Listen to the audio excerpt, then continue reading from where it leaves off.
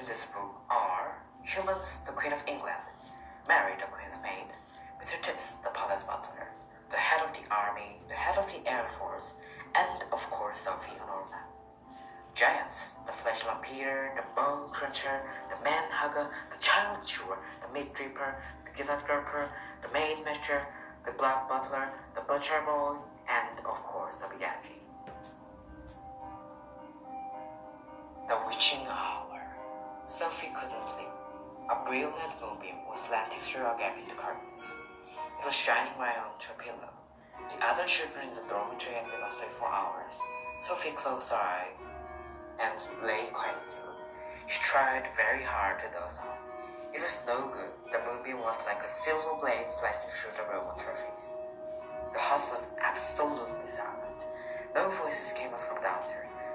There were no footsteps on the floor above either.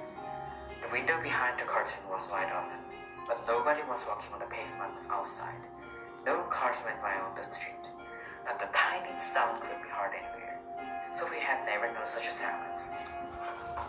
Perhaps, she told herself, this was what they called the witching hour.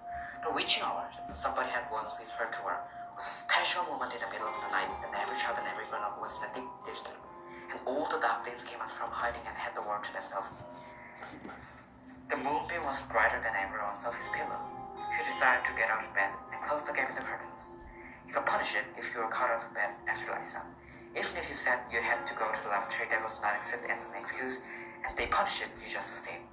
But there was no one now. Sophie was sure of that. She reached out for her glasses, then lay on the chair beside her bed. They had steel rims and very thick glasses, and she could hardly see a thing without them. She put them on, and she slipped out of bed and tiptoed over the window. When she reached the curtains, Sophie hesitated. She longed to duck underneath them and lean out of the window to see what the world looked like now that the witching hour was at hand.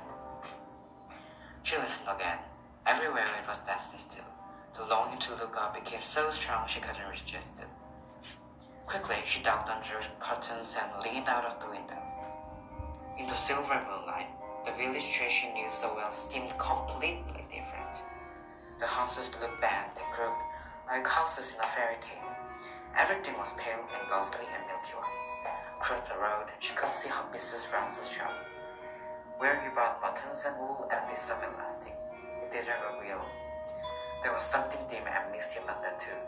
Sophie allowed her eye to travel further and further down the street. Suddenly, she froze. There was something coming up the street on the opposite side. It was something black, something tall and black, something very tall and very black and very thin.